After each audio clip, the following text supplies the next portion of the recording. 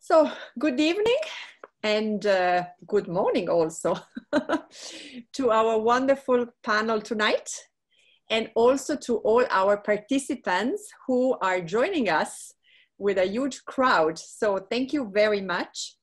And also, I think what is super exciting tonight is that we are all connected from different places around the world. So I have to say that we are really bringing an interesting international appeal tonight at the CREA. So before I introduce the topic of tonight, I really would like to say, first of all, hello to our panelists. I'd like to introduce each of them and also thank them again for being with us tonight. So Sonia Esther Soltani, Chief Hello. There you are, Chief Editor-in-Chief at Rappaport Magazine. And tonight you are in Tel Aviv, right? Yes. So I'm home. Great.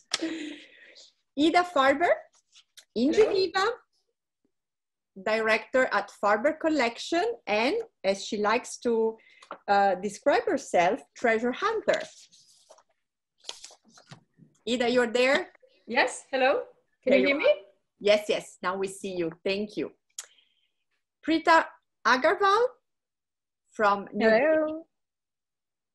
India tonight. So jewelry specialist, journalist, and influencer. Then we have Melissa Wolfgang, Director at Gollet, Fils and Stahl. Hi. Here is our Melissa, and Linda Kotzloff Turner in the US, owner and president at Christine Marguerite Design and editor of 100 Women in Jewelry. Right, so the webinar tonight will be focused on the topic women in jewelry. So the reason being that women have a long-standing history with jewelry, being designers, collectors, specialists, and above all, let me say consumers, right? All love jewelry. So we are all related by the same passion and love and interest, of course. So there are many women working in the industry, making their mark and contributing in various ways to make it a successful and solid business model. So tonight, each of our guest speakers have a highly interesting experience and a story to share, proving how much, let me call it, feminine business acumen helped them to create important milestones in their career. On top of it, women in jewelry have been portrayed in many major publications. So again, tonight we will discover through which angles each of these women has been contributing to the field of jewelry as such. But most importantly, women in jewelry also mean networking, supporting and sharing. And this was just amazing, you know, 10 minutes ago while we were talking, you know, this bond that we were immediately able to create, even though sometimes we don't know each other kind of personally, but even via Zoom, we were immediately able to create this interesting bond and relationship. So I think that strengthening this bond will be extremely important for the challenges lying ahead in our jewelry industry. And I think that, again, the proof of it is really the enthusiastic participation of all our guests tonight, who really accepted, you know, my invitation and really also shared with me the passion for jewelry, the wish to network, to exchange, and also to further nourish our jewelry community. So thank you very much to all our participants to be with us tonight. And I will be starting now with our first guest, Sonia Esther Soltani. So Sonia, you are editor-in-chief at Rappaport. You manage the monthly print magazine. You also manage the Jewelry Connoisseur by Rappaport online blog. You are also hosting different podcasts on antique and vintage jewelry. You really have, I think, a privileged perspective from an editorial point of view and on the ways feminine outlook can improve the jewelry business. So my first question to you would be, if you could share with the audience tonight, the way women have been represented so far in the editorial industry, what role they've been playing, and in which way you would be portraying, you know, the women universe from your perspective. Hi everyone. Thank you so much, Donatella, for this introduction. So the way women have been portrayed in jewelry is what actually we try to do is to give our readers a better understanding of what women want. And because I think, you know, when we say women in the jewelry industry, the most important women are the end consumers. They are the clients. They are the people who are buying jewelry, who are desiring jewelry. And it feels like they haven't been always listened to or heard or even seen. And this is changing. This is the great thing. So I have a few slides with being the editor here. I have a few stats and quotes to share with you. So I hope I'm going to do that right. I'm going to share my screen here. Sorry about that. I'm doing the presentation. Please tell me if it's correct with everyone. If yes, yes. Just put it on presentation mode and we see it perfectly. Thank you. Is it? No, sorry. Oops. Here we go. There we go. Yeah. Thank you. Perfect. Thank you. Sorry for that. So I'm going to start with the hard facts. That 91% of women feel that advertisers, and this is not going well. I'm sorry. How do I?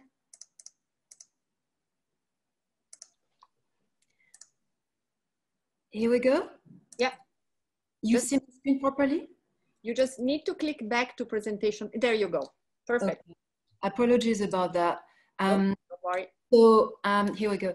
So some 91% of women feel that advertisers and stores don't connect with them. That's what Stephanie Holland said at the Plum Club. She's the founder of She Economy, which is dedicated to women women in business and women in the economic situations. And women have said they don't see many women working in traditional fine jewelry stores. They don't see much product variety and they find stores intimidating. So, and some of them actually find stores boring. That's something that comes a lot when we speak to people. And interestingly, nearly 75% of women are willing to walk away if brands don't listen to them. So that's something we should be extremely worried about. And as a provider of information to the industry, that's something we really try to push as much as possible. You have to listen to women and you have to, we're talking about the consumers here. I'm not going to talk about the women in industry. I'm just talking about the end consumer. And what we see, which is encouraging for me, and I think for a lot of people, I'm sure in this chat, is that the big companies, the De Beers of this world, are finally embracing a new vision of women. They're showing a young millennial like Indira Scott. They're promoting different things. They're finally hearing and listening and leaving the old boys club a bit behind in a representation of women. So that's exciting because we need to listen to our women because they actually certainly the most exciting consumers and the most valuable because they're the one who can go and buy jewelry just because or just to treat themselves. That's a survey from MVI Marketing Survey. It's not about a trophy, it's not about status, it's just for the pleasure of owning a beautiful object and a model of self-expression and adornment. So we have this fantastic opportunity to actually seduce these women and to speak to them. And what they expect the jewelry industry to be is to be more relatable. How do we actually make them feel good? How do we understand what they want and how they can have a conversation, something where they meet? I love this idea of camaraderie. They want to feel part of, they need a good vibe, they need an empathy, they need also to feel like someone have their best interest in mind. It's not about selling you the most expensive piece, it's about selling you the piece that's right for you. And talking about sales, they don't want as much pressure. They don't want the hard sell. They're not there to have like, buy me. It's about seduction. It's about enticing. It's about a history. It's about something just capturing the imagination, really. And then if you listen well to this woman, if you offer her something that she's going to want to wear, you're already half of the journey there. It helps, obviously, if they see it being modeled. That's where the part of having more women in retail space is so important. And there's something that I know it's a bit abstract and I'm still going to use it, but it's intuition. And I think that's something that we always attribute to women. I don't think it's just a preserve of women, but there's definitely something about intuition and conversation that can happen because you understood what the other woman might want, but without projecting yourself, obviously. But I think this part of intuition is very important. And what's so important for us, and that's what we show in our magazine, in our reporting, in our news, we want to know what the next generation wants, because without them, we're going to close shop, all of us. We don't going to exist if we don't listen to these women. So I just took an example, one feature that we did this year. In a June issue, we were supposed to go to JCK and we thought that would be a nice conversation starter, which unfortunately didn't happen. But we asked 3 young American women, what do you think about diamonds? And so we wanted the views from the Gen Z, because they are the ones who are going to challenge us. They're already challenging us and they're already pushing us to present a different version of the jewelry industry. So we have these 3 fantastic young women. They are advocates for mental health, well-being, for more women in the scientific field. They come from different backgrounds, but they all have a very strong voice and very strong opinions about their values. And they shared some of them with us. The article is on diamonds.net, but I just took a few quotes that I think are important about what women want. Lauren said something, people of my generation care about where things come from. If we buy a chicken from the store, we can look at the label to see where it was reared, make sure it had a cage-free life, and check for certification that it's been treated humanly. It's worrying that we can't do the same for a mined diamond. Oops, that is quite a challenging point. When you send, that's something that we want to bring, and I think we want our readers, we don't want to make our readers feel uncomfortable, obviously, but we want to make them challenge and to say, this woman who actually likes diamond, she needs to be told. She wants the provenance. She wants to trust. She wants the story of diamonds do good, but an authentic story. Ina Bupalan from Nebraska, she said, if these companies and the jewelers that use their products want to appeal to Gen Z, then don't just market to us using traditional heteronormative images of a man proposing to a woman with a diamond ring. Instead, focus on what really matters to us, social and environmental impact, and include our voice in your marketing conversations. Speak with us rather than at us. I think Ina is summing up the situation for a lot of women, and what a lot of women have felt when they went to stores where the salesperson might have spoken to the man because he was the one with the wallet, with forgetting the woman. And then we're talking about something bigger then. It's not even about just the man and woman situation. It's about who you are, where you come from, what your needs are. And Sabria Saparo from California, she had this idea, and that she felt like there were only 2 extremes. There's the flashy jewelry, and there's nothing to speak to her. And she's actually a fashion blogger. So she said she would like diamond jewelers change their approach, showcasing more affordable items in a way that feels more real. They might engage better with people of my generation. You feel this desire for authenticity, for transparency, for environmental responsibility. This year, I think we've seen there's a need for accountability in everything we do, about the position we take and the values we share.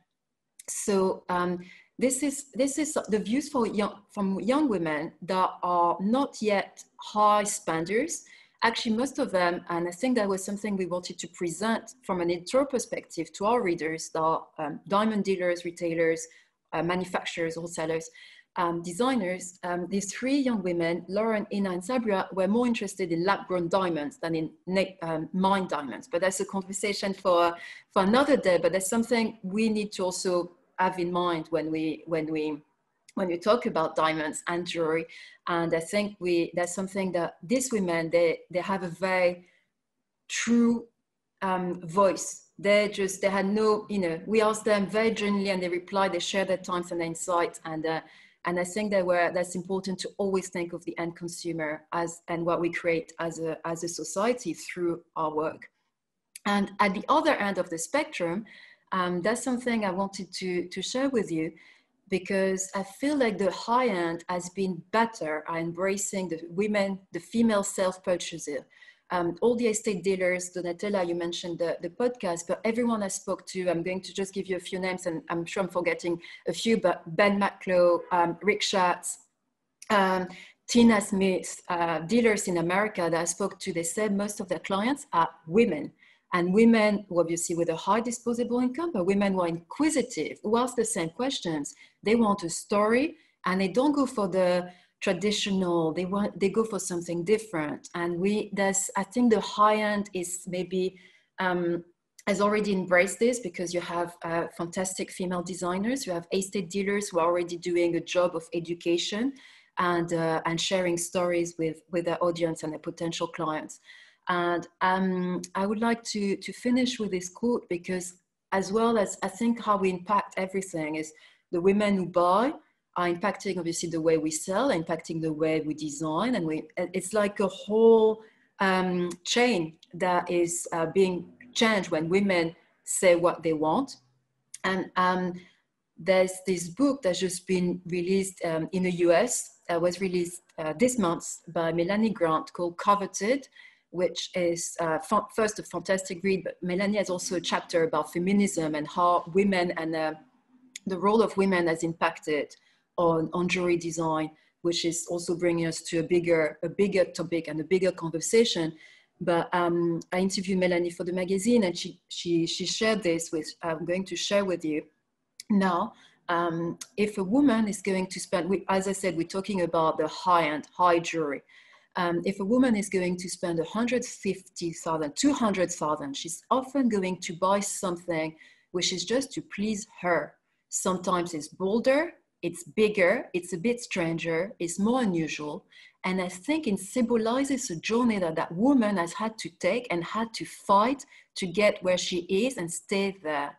What women are asking for is slightly strange, and that has inspired other women to get into jewelry and to make this different style of jewelry, which they often identify with a lot as well.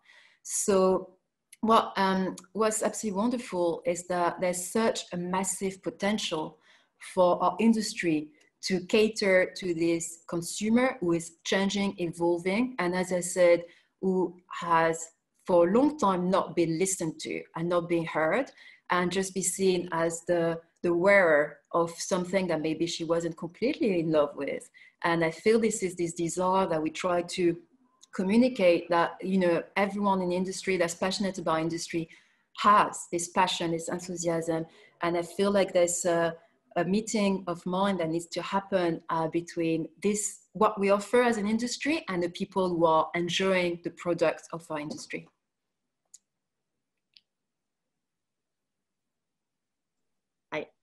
Thank you so much, Sonia. Super, super interesting insight. I can already see a few comments popping up, so I'm sure we will have time to also discuss later, but it was very interesting to give us this mirror, you know, this view about the way, again, we should be working, you know, when it comes to communication for women, the new generation. Also, you touched upon the subject of real diamonds, laboratory diamonds. So there are many, many interesting insights that you were able to share with us. So thank you very much. My pleasure. And thank you so much, Donatella, for giving me this opportunity. No, no, absolutely. And we'll get, back afterwards to you, because I'm sure there are also many questions that will be arising. So thank you. And then Ida, director at Farber Collection, but above all, I love the way you describe yourself, treasure hunter. You joined the family business after being and doing other professional experiences in Paris, in the fashion industries. You've been, working in different activities before you decided to join the family business. If I'm not mistaken, you are now the first woman to be in the setup, in the organization. So for our audience tonight, I really would like you to share with us your experience being, the first woman at Farber Collection family business, and in which way you are also contributing today to the evolution of the company. Hello. Thank you, Donatella, for inviting me. Yeah, I am the first woman in the fourth generation. My grandfather, my grandfather, my father, and then me. So it's probably an evolution also, I would say, of our times. And I started in different businesses before joining the company. I first was a seamstresser in Paris, working at Saint Laurent, making sur-mesure tailoring and haute couture. And it's more, I didn't really want to join the business in the first place. It was more by accident that I joined it. Quite funnily, actually, it was the strikes in Paris in 1995 that made me join the business, because I had loads of time being not very occupied. So my father asked me to come and help several times. And I actually, first of all, discovered what he was really doing. And I thought, wow, it's actually a beautiful business. Then I tried several different options. I worked in a shop. I worked at Sotheby's for a year. I've been cutting stones for not very long time, but I tried it before deciding that I really liked actually the dealer side of the business, the treasure hunting and the traveling.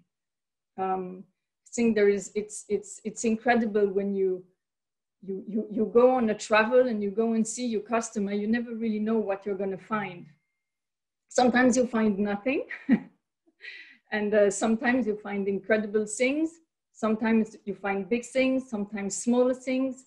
But it's a real treasure hunt. And it's not always easy to buy the treasures we find. So I observed a lot when I started. I observed a lot my father and my colleague Alberto, whom I traveled a lot with. So I had that chance to observe people who were in the business already since a long time. And I think probably I looked at it a little bit in a different way. Being a woman was always when I see the jewelry, for example, with the piece of jewelry, I always think, would I wear it? I don't think, when my Alberto or my father, they buy a piece of jewelry, they think it's beautiful. They reckon the value. But I always think, oh, this I really love, because I can see it on me, or I can see it on different women, and it gives me a sort of joy. So I look at it from a value point of view, but then if it really speaks to me and I can really, imagine, wow, I can really see this woman wearing it, probably my stomach helps me buying. It's that stomach feeling that helps me to go and buy. And when I buy stones or diamonds or colored stones or pearls, I immediately think, you know, how could we mount it? What kind of woman would wear it? Which kind of piece of jewelry it will end? I probably see it from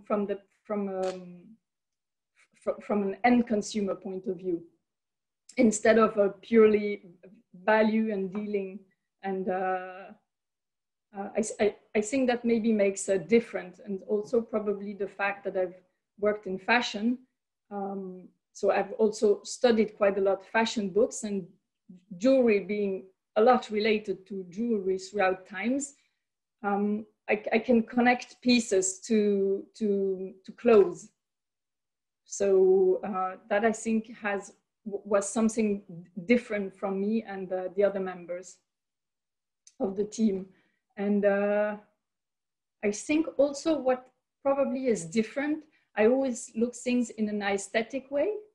You know, when we display the windows, when I first arrived, the first thing I tried to do is always to have neat windows, clean windows, everything arranged properly, instead of just wheeling.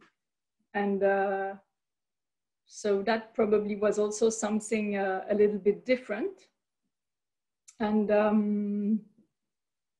yeah, and I think all the internet, all the Instagram, the image has become a very strong social factor nowadays. And probably jewelry was a social statement at one point. And nowadays, it's more a personality statement. It means if I wear this, it's a statement. You know, some political women, they wear jewelry and they transmit a message with the brooch they're wearing. If they wear I don't know how you say in English, une colombe, a dove. A dove, thank you. If they wear a dove, it's a peace message. If they wear an arrow, it's a war message. So I find this super interesting, how you can actually communicate with jewelry. And as a woman, you can do this. And it's it's interesting. That's something probably that is very new in jewelry. I wear this because it is different if I wear this or a big diamond brooch. It's a different statement. So I think that's something that has also quite changed a lot.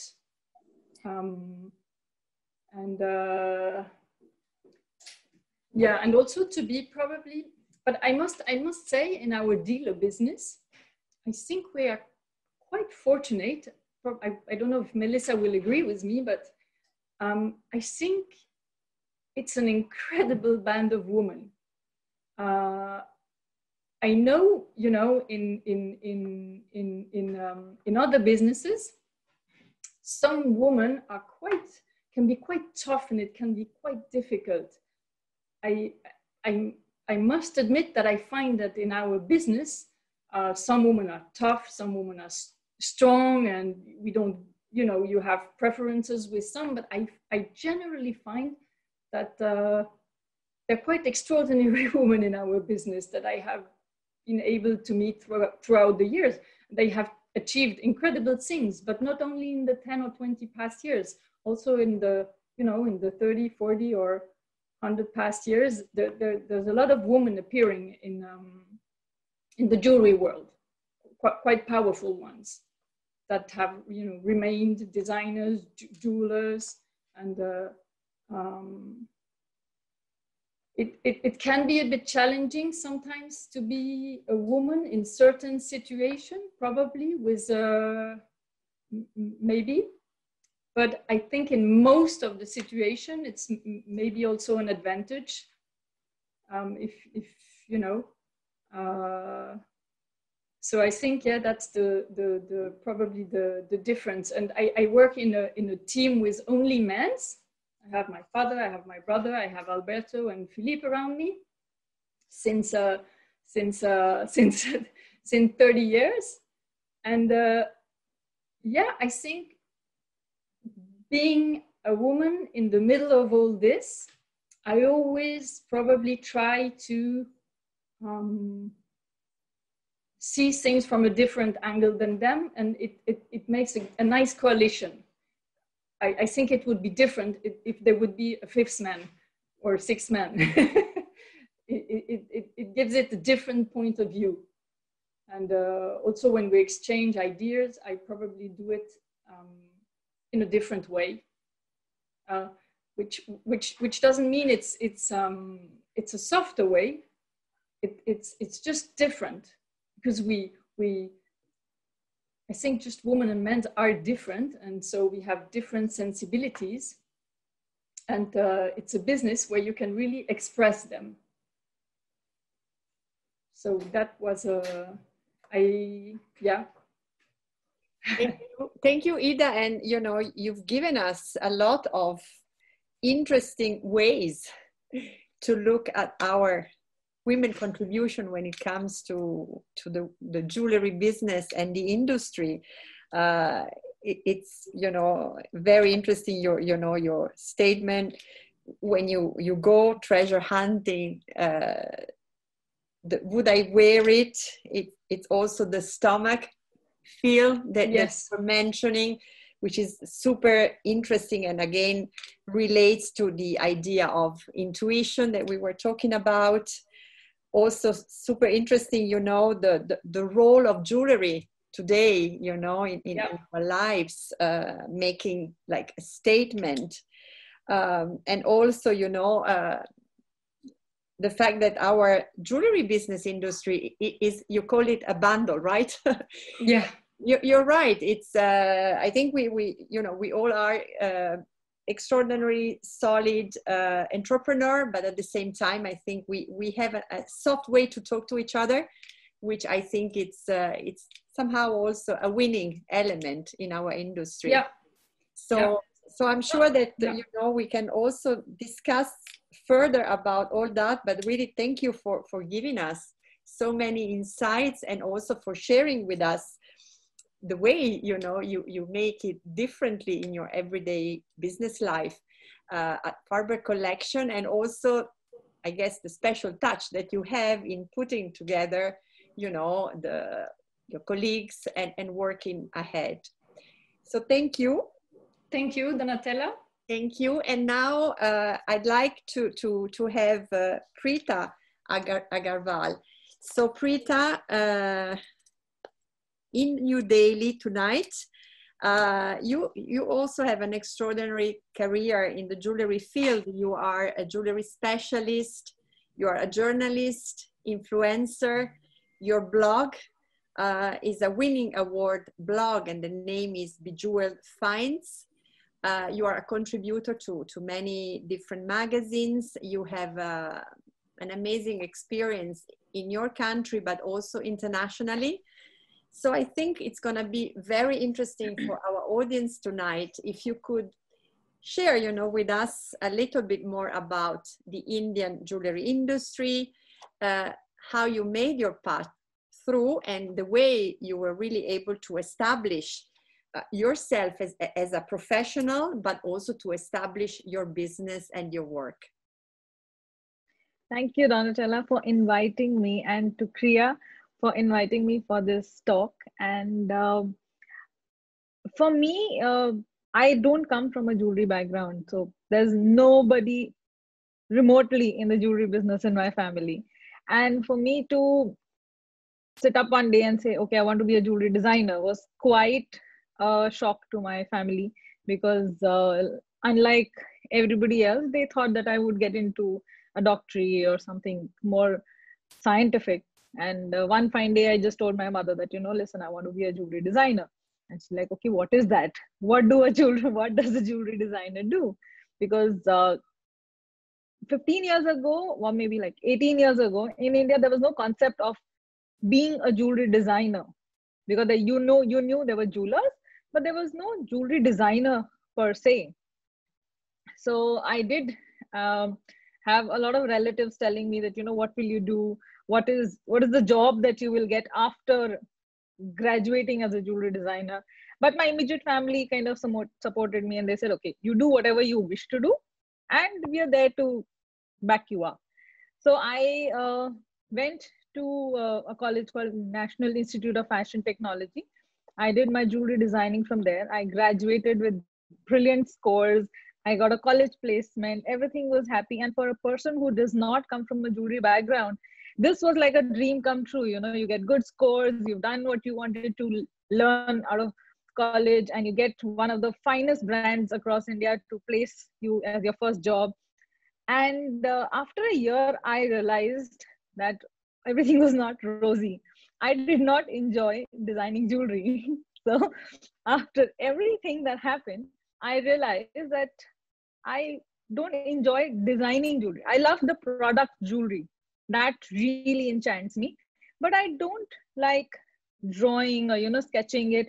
I was more found in the factory, in the manufacturing setup. I was helping everybody do their technicals and side views, and they would find me in the photography section. If somebody was doing a photo shoot, I would be there. So they would just not find me on my desk. And eventually I came to Delhi, and this my first job was in Bangalore. I came back to Delhi, and I found a job in a company which was more like a boutique style. And they had these private clients who would come up with crazy concepts they wanted. Those would interest me, and I would always do those. And in the rest of the time, I started participating in events. I used to organize events, advertising, PR, communication, writing for them.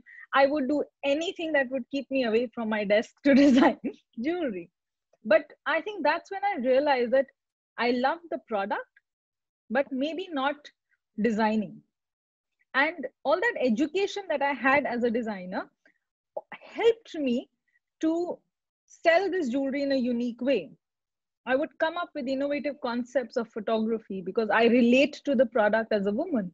I would come up with innovative event ideas, how to engage the audience, how to romance this product so much that people just want to buy it the moment they see it. And all that came with the knowledge because I understood the product. I also appreciated the amount of effort which would have gone into manufacture it, because I'd done manufacturing myself. I had learned it during my college days. And all this gave me the confidence that yes, I don't need to design it, but I can do a lot more with the product around it. And all this romance around the product is what was missing in India. A lot of jewelers aspired to do that, but they didn't know who to go to. So internationally, they would see people with these gorgeous photo shoots and events, lavish events. But in India, they didn't find anybody who could help them do that. And that's where I kind of came in. I started writing for magazines. My first international story was for Maria Dolton for the Jewelry Editor way back in 2010. And that kind of helped me grow my networking because it was a London-based website and everybody, Indian jeweler, wanted to be on that website.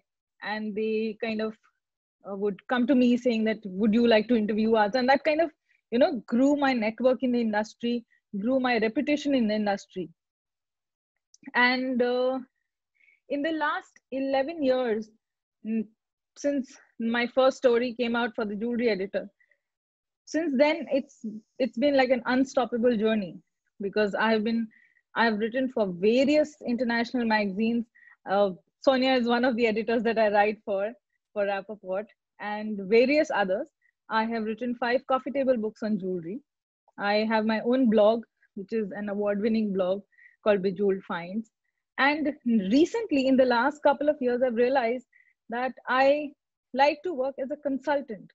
So that's why I started calling myself a jewelry specialist, because I didn't know one term that would define all the things that I did.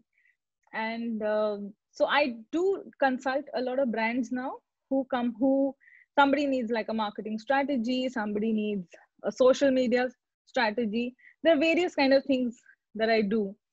Having said that, this journey has not been very easy, because India as a country, the Indian jewelry industry as a industry was not very acceptable to women.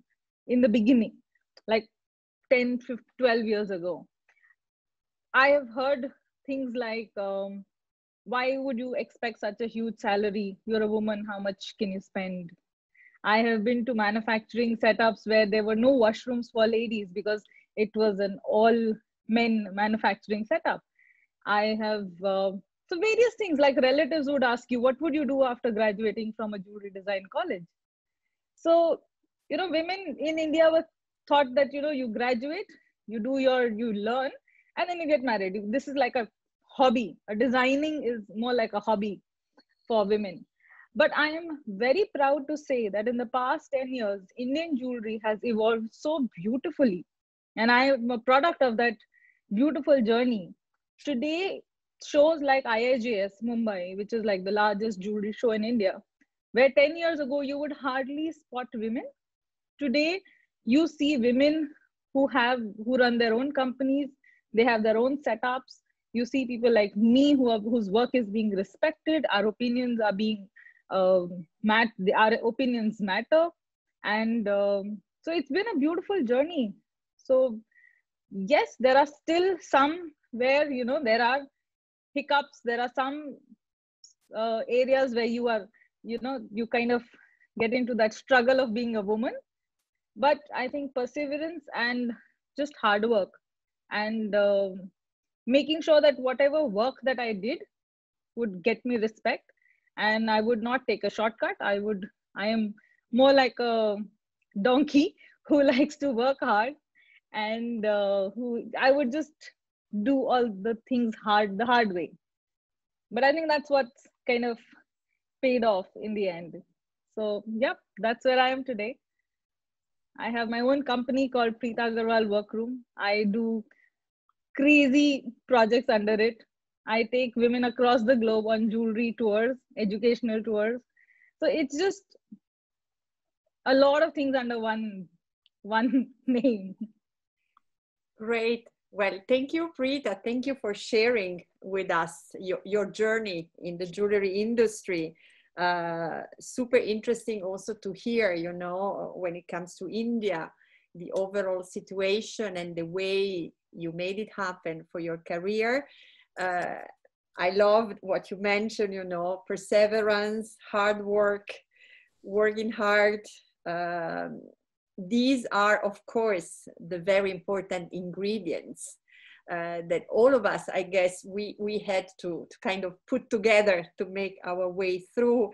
And also, you mentioned the word respect, which is extremely important also to mention when you were mentioning about you walking around in this big jewelry fair. People respect you because of what you did, but also I think the way you showed perseverance and hard work. So really, thank you very much for sharing this experience with us tonight. And I see already a lot of comments in the chat. So I'm sure afterwards we will have time to maybe discuss again with you and learn much more. Thank you so much. Thank you.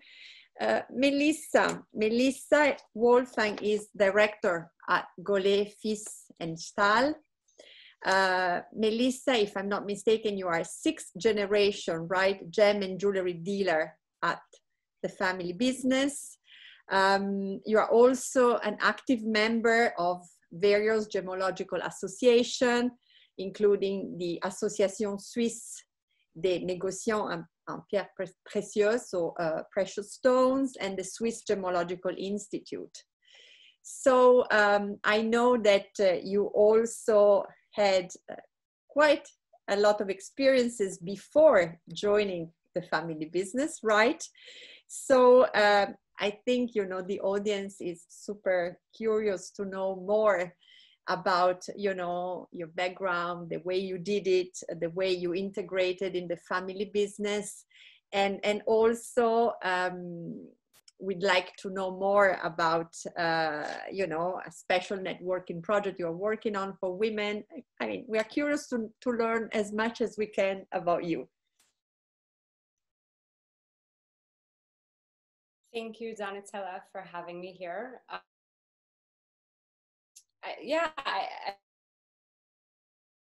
questions. I do agree with what Ida said, that so I don't forget to say this, we are a great group of women, and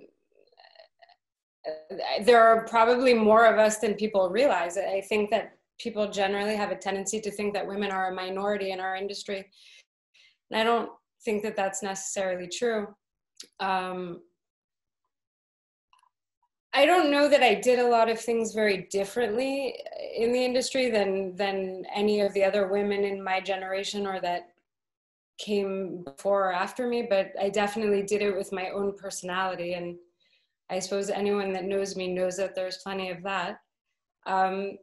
You know, I grew up in the business, and like Ida, but I was very, you know, my father socialized in the business. I saw people in the business at dinners. I saw people on vacation. And so I think it was only natural that when I actually started working, people would come to the office or they would come to a show at our booth in Basel and they would say, "Hi, sweetie, is your dad around?" And, you know, I started working, I was 20 years old. So that was okay. It wasn't offensive, but it was difficult and frustrating to find my place in all of that. So I figured the only way to really find my place was to go somewhere that he wasn't. And that meant doing a lot of shows in America because he didn't do that. And I started doing shows in the States. I started doing Las Vegas and I started doing Miami. In fact, the first shows that I did were with Ida's brother. We would share a booth together. Actually, it was before he started. It was with Alberto and then Max. And I was really fortunate because I had a lot of people around me sort of watching over me from afar. And I had a very long leash from the office. And it allowed me to really create my own relationships and formulate my own opinions through my experience rather than listening to around the dinner table. And to be frank, some of my closest friends and best business relationships are the people that I met in those very early days in those shows. Because I worked really hard. I had a lot to prove. So to myself and to everybody else. So I think I really went out of my way to do a lot. But yes, I did have other experiences. Before that, I worked at De Gouzagono. I was a stone buyer. And before that, I worked at Christie's. And when I worked at Christie's, it's probably where I really learned how to work. I spent 2 years vacillating between the jewelry department and Francois Curiel's office. And if anyone knows Francois, you know that he works you hard. But it was a good thing. I mean, I learned how to be meticulous. I learned how to be conscientious. And I think most importantly, I learned that making mistakes happen and it's okay. It's okay to make mistakes. You own them, you fix them, you move on. And I think that was probably one of the most crucial things that I learned in my young, because it teaches you a little bit of humility, but it also it allows you to be fearless, because if you're not ready to fail, you have no chance of succeeding. So the ability to put my failure aside and take my a little bit, because we all have a little bit of healthy ego, but to take a little bit of my ego outside of my fear of making mistakes, it really allowed me to move forward, because I wasn't afraid. And I just sort of, like Ida talked about her gut feelings, I never really sat down and thought, where do I want to be and what do I want to do? I just did what I felt. And that sounds impulsive, but it worked. It worked for me, and I listened to, my instinct, and I wasn't afraid to show up, and showing up is fundamental. That's how you get the job done, and it's how you learn. And I figured out that I thrive very far outside of my comfort zone, and that has gotten into a lot of projects.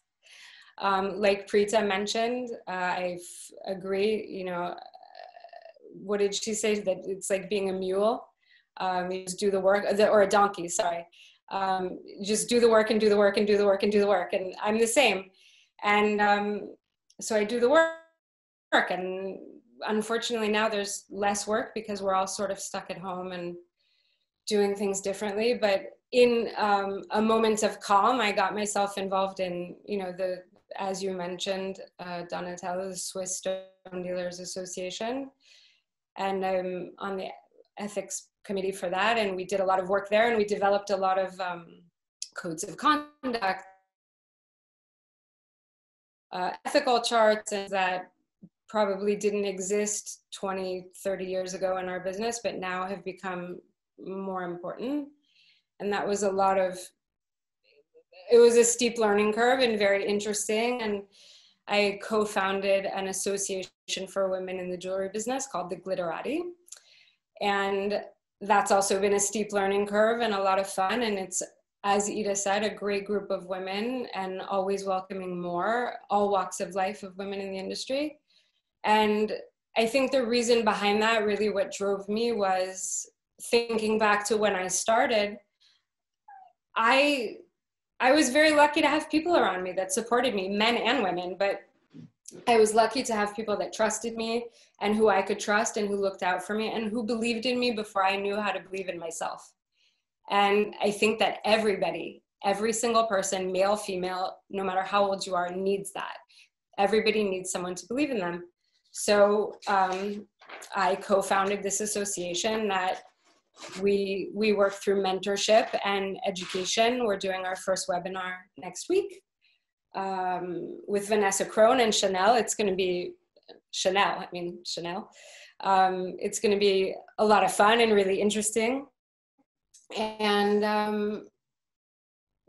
I love to put people together. I like to help people, and I love to connect people, and that's what that association is about, is to help people.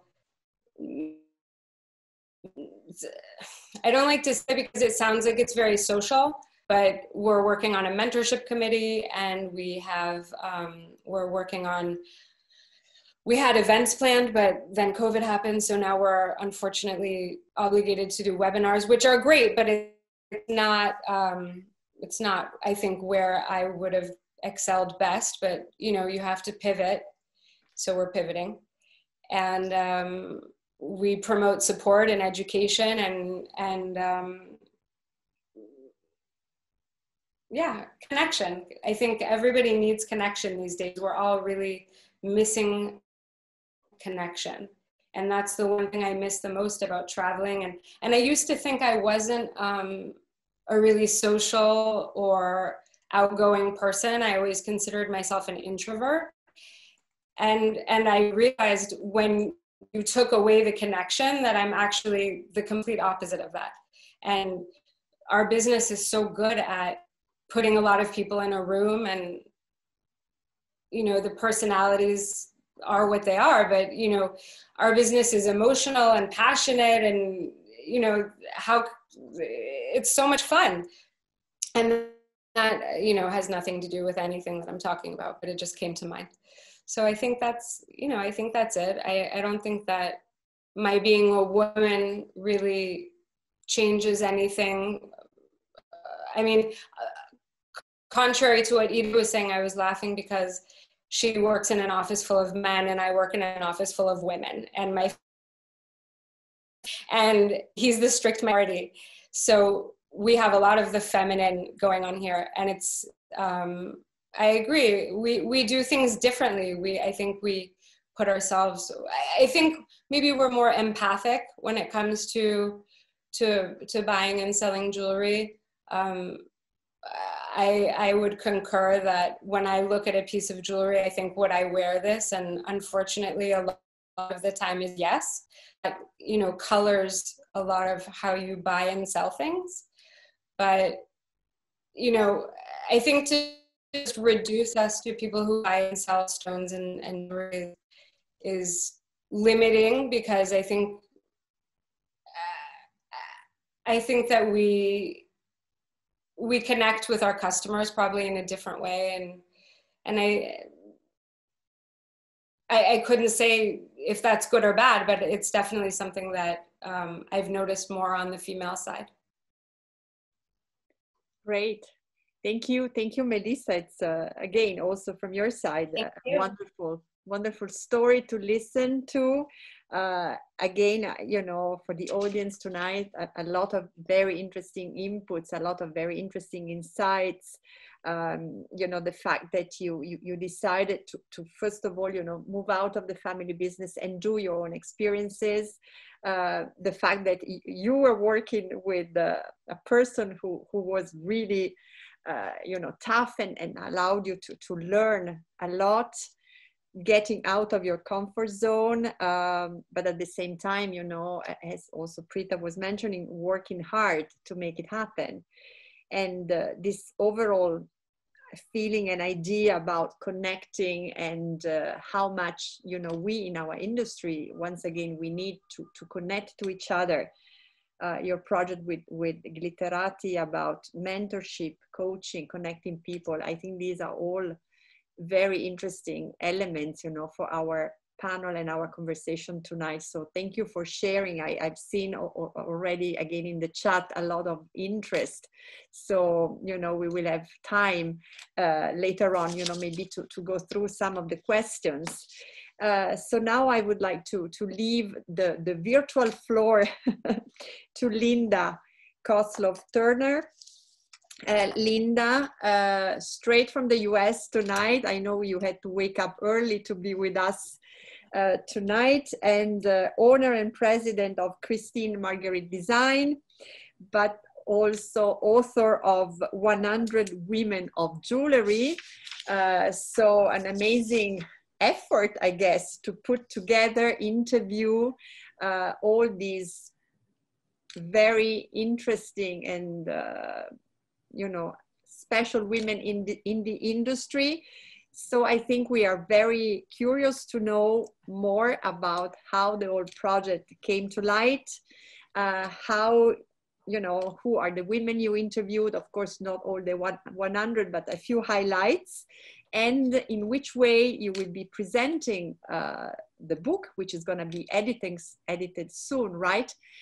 So all the activities related to your initiatives. Thank you, Linda. Thank you so much, Donatella. Thank you so much for all of my panel mates. And I am honored to be here this morning, evening for you. And I thought I would give you a little bit of background to just sort of set you up for how this book came to be. I started making jewelry in 1972. I have a Bachelor of Arts in Product and Jewelry Design, Industrial Design. I'm a product developer and designer. I have a Master of Fine Arts from CU Boulder. I taught up there in fine art photography. And I am almost done with my graduate gemologist degree through GIA. I've been making jewelry as a profession since I opened a place, you know, a location, brick and mortar, in 2005 on Pearl Street in Boulder. But essentially, I've been making jewelry for everyone else and on Pearl Street in Boulder since 1975. And all through that, I've gotten my education and continued to move forward. I was the only woman in the 70s on that street making jewelry at a bench as a bench jeweler. And I've seen a lot in my days. However, I started to notice some things as a woman as a designer in my retail industry. And I felt like one day I woke up and I just thought, you know, I don't think I'm the only woman going through this. And it really was quite like that. I just went, what's happening here? And so I am a project, you know, I'm a multiple grants recipient. I'm a project-oriented fine artist as well. Can you hear me okay? Everybody can hear me okay? And so I just saw the book in its entirety. And it came to me in a vision. And I was told to interview, and I don't know where this comes from. It's kind of art intuition. That's how a lot of projects happen for me. I needed to interview 100 women. I needed to hear their stories. and I needed to understand what was actually happening in the industry and what was my place in that industry. I felt like I maybe was a little lost, if you will. And so I did want to make sure that everyone knew this isn't a vanity publication. My work is not going to be in this book. I am the author, and as it turns out, I am the book, so I've got plenty to do with that. I also knew that I needed help, and I told my husband, I said, I need somebody to help me with this project. And I happened, and you know when everything goes right, and you're just guided by this entire situation, I was on a photo shoot with another artist, and I told my husband, I said, I think I have found the person that needs to work with me on this, because I saw the book as a fine art black and white portrait publication, but with women's stories about what their experience was in the industry. And I approached Hardy Clahold, who is the photographer for the project. He's the portrait photographer. And I said, I want to interview 100 women, and I want you to be a part of this project, and I want you to take the photos. And he's like, okay. And we were like, well, great. So we started. I started to contact the artists. And there is a very specific selection process for me. But one of the things that I wanted the book to be, and it's going to end up being 2 volumes, 1 through 50, 51 through 100. No way is all this information going to be allowed, you know, going to look good in a one book. But I want it to be informational, educational, and inspirational. But there was another key piece of my career that was missing, and that was the academic part as a curator, and as a curator of museum works. And I decided I went to see the exhibit by Jewels by Jar. And you know, in the 70s, jewelry was like, oh, that's a craft. Nobody even considered it to be a fine art. And I am now learning to disagree with that. And I saw that exhibit and I thought to myself, you know what? 100 women in one museum, their portraits, their work, and their stories. And that is how this project came to be. Now, I come from this at a completely different angle, and that is I have been in the industry my whole life. I have seen unbelievable pieces of jewelry in my career. But I started to think that I wanted to know more about who created that piece. I wanted to know more about the woman and what she went through to get to that piece. I realized that it was a lineage of concept to finished product. And I needed to know more about that because that was the position that I was in. So I started to contact different women. And I mean, I literally talk about a learning curve. I just was Google searching people. I had no idea what I was doing. But I started in Boulder, and I kind of got the feel of what this project could be. And then I ended up being blown away flat out about the stories of the women in the industry making the jewelry. I have carte blanche at Couture. They allow us to come in there, and I've started this in 2016. For like 4 years, I've been able to go in, and this is how I was getting the interviews. We were able to photograph the people and the women. I was able to see the work. And in February, I finished my 57th interview, and COVID hit. And I thought to myself, you know what? We're not going to stop here. I mean, we can't get to anybody. The shows were gone. It was definitely an obstacle. But I decided to move forward, and I started to Zoom interview. And I was able to actually extend a reach much farther across the table in terms of soliciting and getting artists into this book. And I'm about to finish my 90th interview. As it turns out, Frank Stankus contacted me. He was the husband of Cindy Edelstein, who was a giant in the industry as a counselor, as a consultant. And she unfortunately passed away in 2016. And he reached out to me. And it turns out, as he's a retired New York Times editor, and he has offered to edit the entire book. I have a group of people that are phenomenal. Everybody is putting forth, because the women are the most important piece of the entire structure, if I'm not mistaken, from my point of view. So I started to Zoom interview, and that really started to pick up the pace, because I was literally flying to the country and contacting the artist and meeting them in their studio. And that was certainly a lot of fun, but it was it was not cost effective, and it was very labor intensive.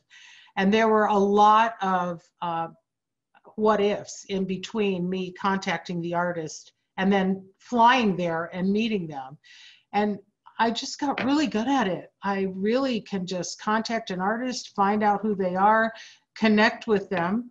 And again, I'll reiterate that there are some specific criteria, but one of the things that I noticed, that I saw in this industry, was a lack of diversity. And I wanted to include not only diversity in the work, but also cultural diversity, and the people that were the women. And this has been one of the most fascinating key pieces to this entire project.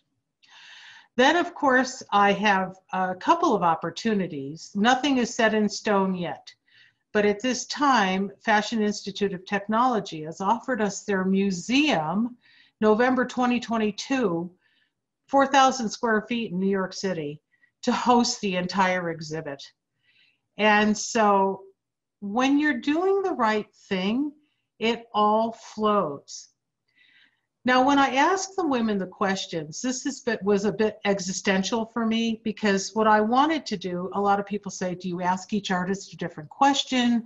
And I found out that wasn't exactly what I wanted, because what I wanted was very key information about the process. How did they get started? What were their obstacles? And the other thing is, I wanted a genuine picture. I wanted something very authentic. I didn't want what everybody saw in terms of branding. I wanted to hear the real story. And I've heard things that would absolutely break your heart. I was flat out, again, blown away by what I heard, what the woman and the women had to do to be able to stay in that industry, to be able to continue to work in their field. And that was something I consider to be very, very important. So I think my place is to curate the largest women's exhibition in the history of time, and to create a 2-volume book that tells very interesting stories. And they're kind of short. I don't want to go on and on about it. I want to, when I ask the women questions, I ask them all the same questions. But the intriguing part is that I get completely different answers. So as an educational tool, this becomes very important in terms of people learning from other people's mistakes. Do this, don't do that, sort of the do's and don'ts of the industry. So I have a little presentation, and then the second volume is going to be dedicated. The first volume will be dedicated to Cindy, and the second volume, it really became a very difficult moment when COVID hit and changed so many women's direction in their paths to this industry. But the one that stood out to me was Professor Yupati Kabkol-Bunsiri. She was the Fashion Institute Technology's jewelry instructor, and she posted her last post in March of 2020. And she had passed with COVID in April, by about April 18th. And I contacted her husband and I said, I would like to honor her life and her work by featuring her in the second volume. And he's agreed to write about that, but it's still a tender moment. So the whole thing is coming together. Frank is editing, I am transcribing, I am continuing to interview. We're set for an exhibition. However, again, it is not set in stone. And sort of everything is going my way on this project, but I can't tell you it's been easy, and I can't tell you it's not been without a lot of trial and error. And so today what I have for you is I have 10 photographs of women. One of the things that I wanted, because, you know, the world of Instagram has made things so quick. Nobody wants to read 40 pages of anything anymore. You've got to get it right there. So I ask each woman, what are their words of wisdom? And I ask for one-liners or two-liners. So today, with your permission, it's very quick. I will do 10 photographs of the women that I've selected to show you a cross-section of my interviews and the things that they have said. And I think you will find them very enjoyable. With your permission, I'll go ahead and start that slideshow. Pray for me. No, it's gonna be fine. Just press share screen. That is what everybody says. There you go. It's already shared. All right. So holy mackerel. So I go up here and I, please forgive me because my husband had me all set up and then he drove out the door. And I was just like, don't leave me.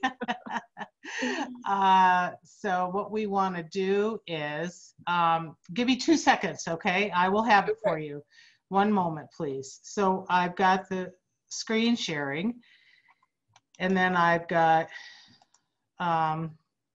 see, and I got nervous. So that's what's killing me here. Don't worry. All right, thank you. You know, at this point, I can't worry. All right, panel discussion, picture tools, and go to slideshow. You ready? I am. And so he gave me a black screen so that I wouldn't freak out. Okay. So nice of him. Yeah. I know. This is the cover of the book. But this is what I wanted. Can you see it? No, hang on, Linda. I think you have to click once again. Yes. Oh, slideshow maybe. Oh, I can see it, but you cannot. Hold on just a moment. Oh, geez, that's too bad. Hold on just a moment, please. Give me 1 second. That's I okay. do have it all ready here. I'm going to go ahead and stop share. Let me go ahead here, and I want to go to, here we go. And can you see any of that? Share the screen maybe now.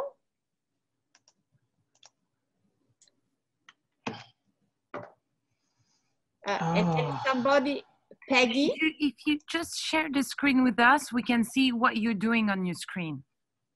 Or otherwise, I have Peggy saying she can do the screen share of the layout if you would like, Linda. Okay, I have it right here. I have my panel discussion. I have set it up as a slideshow. Oh, and behind this picture, behind this window, do you have any other, how can I explain? Or just click on the picture, you know, we can see the title of the picture, Start Slide, Women of... On your right-hand side. Yeah. Click on Start Slide. I don't have that. So hold on just a minute. It's totally worth it, I promise. Oh, geez. I am screen sharing. And let's see, I'm going to pause this. I'm going to go back. Or maybe Peggy can help you because she suggested that she can share the screen for you. Okay, that sounds good. How would we do that? Can you guide me through that? Get out of your screen. Yeah. Out of my screen, stop share. Right. And maybe Peggy I don't know who Peggy is. But here's what I can do. Because she says I can do a screen share of the layout if you want, Linda. Okay, that's fine. So how do I send it to her? That's the only thing. Unless... Or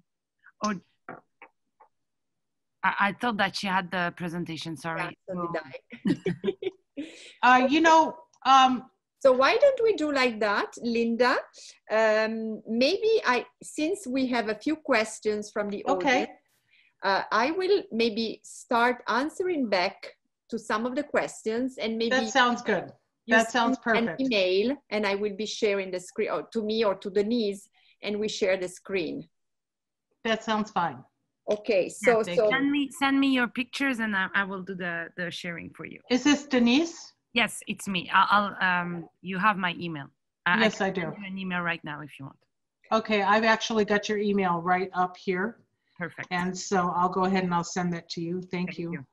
Yeah, and we can share it. And while Denise receives the documents and we can share them, well, already for you, I mean, I leave you 1 second, Linda, for the question, because I have a question for you. I have a question already. I mean, a lot of interest, ladies, you know, all your presentation were super, super interesting for the audience. I could see a lot of nice comments and so on. I have a question.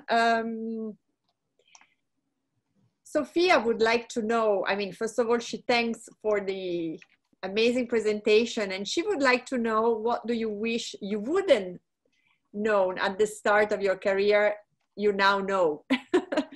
So somehow, I guess, you know, what are the things that you needed to know when you started and that you now handle? So who would like to answer to Sophia? I mean, feel free to answer back.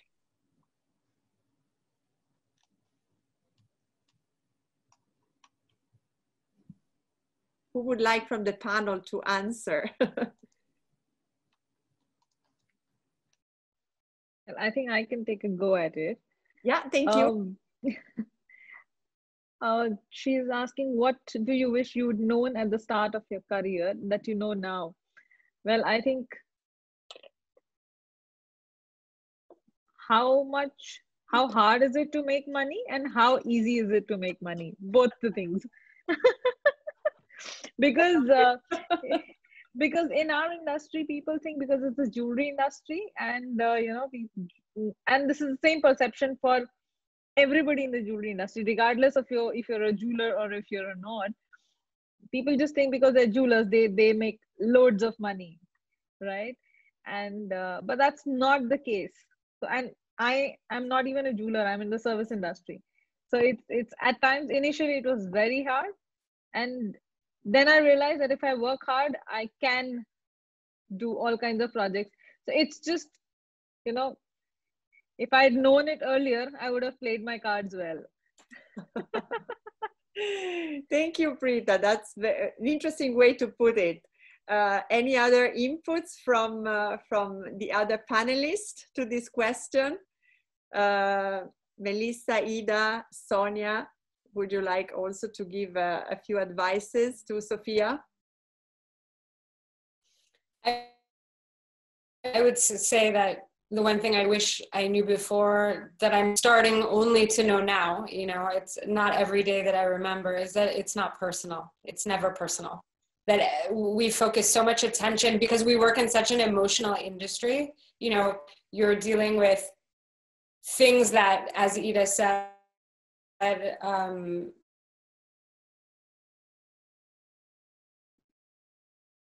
with instinct, you're dealing with emotion, you're dealing with beauty and large sums of money. I think it's only fair and logical that we become emotional, and we're also passionate ourselves about what we do. I have a tendency myself to forget that everybody else has as much going on in their head as I do. And most people's behavior and reactions and comments are, you know, you never know what's going on in someone's life. And I think that I wish I had learned that much younger. It would have saved me a lot of this. Absolutely. No, thank you, Melissa. And since you are on the spot, I've seen also in the chat a lot of interest about the Glitterati program. I've seen that you put on the chat the Instagram account. People would also like to get information on the mentorship committee. Maybe you would like just to share a few words about that. Well, I'll be presenting our mentorship committee in our next newsletter, which is at the end of mid-December, sorry, before Christmas. And if people would like to receive the newsletter, they can go on our website and sign up in the events portion. You can just put yourself on our mailing list and it will automatically get you to receive the newsletter. And there will be a presentation. It's, God, off the top of my head, I can't remember. Really great women, all of whom I know very well, in all different walks of life, antique jewelry, diamonds, estate jewelry, colored, I mean, everything. So the goal is to put people who feel like they need mentorship with the appropriate mentor and for them to work together however they decide is the best way for them. There's no, nothing's written in stone, it's very flexible, and that's it. Great. That's perfect. Thank you. And I'm sure many people will subscribe Thank you. to your newsletter. I have another question just popped up. It's from Fabienne. She says she has a question about the tracing of diamonds, especially the ones coming from India. She feels like this is still kind of a dark area. How do you get the origin, the certification? So I don't know whether maybe Preeta, you would like to answer, Sonia, Melissa, just, a few insights. I know, the time is kind of running, but just a few hints, and then maybe this can open up to a topic for our next webinar. I think traceability is a separate webinar. Yeah, I totally, yeah, absolutely. So maybe Fabienne, we'll organize another webinar on this topic. So stay tuned for the next. And also, this is also related to a question that we had at the beginning of our talks about, natural diamonds, synthetic diamonds, laboratory grown diamonds. So maybe, this is another interesting topic that we can develop further. Sorry, I'm just going to chip in based on Fabienne's question and the bigger issue of lab grown and natural diamonds. I'm coming with my little Rappaport hat here. No, I feel this is such an essential question, and the fact that so many people within our industry, we're still questioning traceability, provenance, where is the whole pipeline, is the pipeline transparent? So imagine if we ourselves not 100% sure, imagine the end consumer, imagine the people that we're trying to sell this diamond dream to, that actually we know ourselves, and there's so much progress. I mean, I've been in industry for a few years, but I see so many industries that's, as you said, much bigger subject that needs, not just 2 minutes. But I think this is such an important issue, and there's something that is going to make or break the industry if we're able not to have dark areas, not to have spots of shadows and shades, and something that is not completely, I'm going to use the word kosher, but I think we all understand what I mean by that. So yeah, I think Fabienne's question is so important, but it requires a big, deep conversation and also a deep look at ourselves as an industry. Thank you, Sonia. This is so true what you're sharing, and it's really, a milestone, I think, in terms of communication, in our industry. So, hopefully this is, again, a topic that we can develop all together in our next rendezvous around this virtual screen. I think, could we solve the issue about the images from Linda? Denise, were you able to, you have them so we could share them? Yeah. So maybe we can share these images. I And you know, I have to say that again, there is a lot of interest also about Linda's book. Linda, I hope that we can all join you in New York next year for the opening of the exhibition. And I leave the floor to Denise. By the way, I would like to thank Denise. I didn't introduce you at the beginning of the panel, but behind the scenes, we also have Denise, who has been helping me in putting together the webinar tonight. Thank you. Thank you. Oh, Great and precious Denise. great and precious Denise. Yes. Well, Today I am grateful for Denise. so I have almost all the pictures. Only one is missing, is the 10th picture actually. But I will start to show the first one, right? And by the time, if you can send the 10th picture, it's up to you. Oh, I thought I had everybody in there. I sent you a second email, so just show what you have. I'm sure we'll be fine. Right, and while Denise prepares, I think it's very nice also to hear, you know, witnesses like Peggy saying, as a total outsider of this industry, what I'm seeing, hearing is that women are finally taking our place in the jewelry industry as well as in the entire world. We always saw ourselves in relation to men and we're defined by the patriarchal view of who we are, but what we want was not the main event. Jewelry was dictated and defined by men. So listening to everyone tonight, she sees finally spreading our wings of jewelry. I love that, wings of jewelry and everything else. And she's very, you know, happy and excited about that. So thank you. And here we go. So yay. Thank you so much, Denise. I'm sorry I didn't send it to you earlier. Thanksgiving in a webinar is a little bit of a trick. you're right, because we have to do the cooking afterwards. Well, I'm cooking right now, so we're, you know, this is the epitome of multitasking.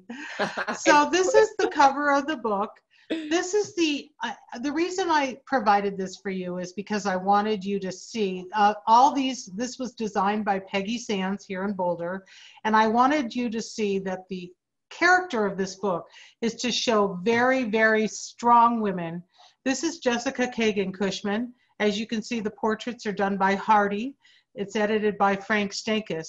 But Jessica's words of wisdom were never, ever, ever, ever, ever give up. And she has a story to tell, I promise you. So we can go on to the next one, Denise. All right. So, thank you. So the next one is...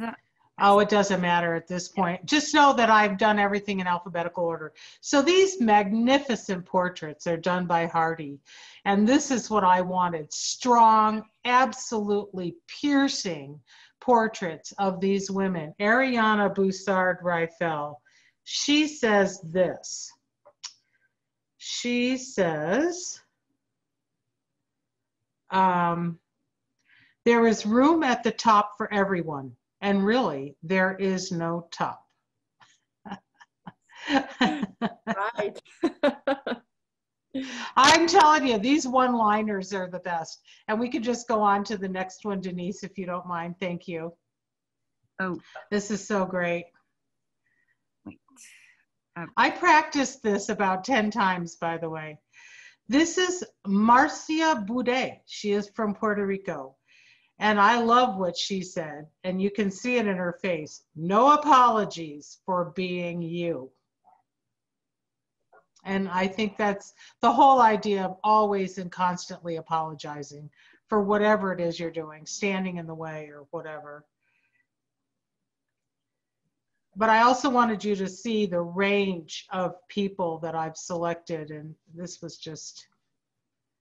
The next one is, this is Sylvia Fromanovich. And she says, I'm going to do what I believe. Turn it around. I mean, it's just, they're so profound what these women are saying. It's just incredible. No woman should ever be ashamed of her success. Sata Maturi, I loved what she said. Dream without fear. Oh, is that fabulous? And I'm praying. There's one more. Alexandra Moore said, give yourself permission. You don't always have to wait for anyone. You must, however, always be kind. I love that one. Bayang Q, she said, be proud of the work you have put in. Keep up your training and your education and push the limits of whatever you do. Via Tambelli, gotta be one of my favorites. The ultimate rebellion is to be lovely. And she is a great rebellion, right, Bia? People to, if you want to keep updated, please follow us on Instagram at Women of Jewelry, because I keep putting up who I'm going to interview next. If you'd like to sign up for updates, please, on our email list, www.womenofjewelry.com. That's on the front page of our website.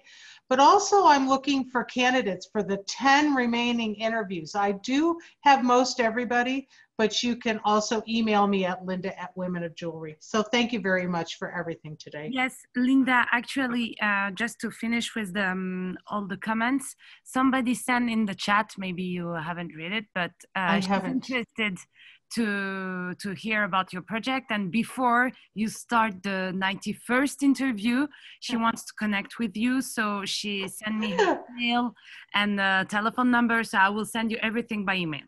That's wonderful. Thank you. That's exactly what I wanted. And I really enjoyed this. Everybody is so brilliant and so insightful. And everything here is so meaningful.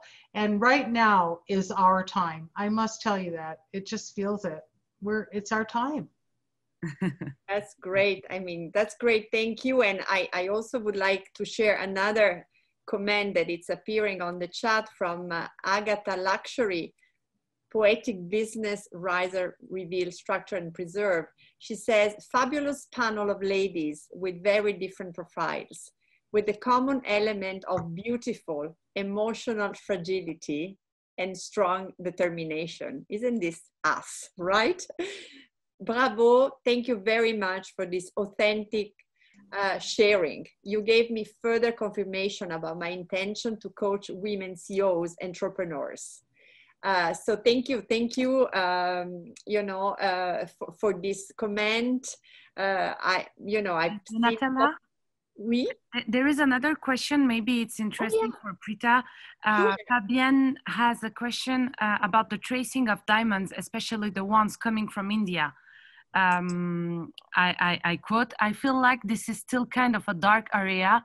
How do you get the origin certification, etc.? So just yeah, thank you, Denise. I think we kind of answered. I mean, I think this is going to be, as we mentioned, you know, a topic for a next webinar. And Sonia was answering, you know, to say that it's an urgent need, you know, to do some clarification there.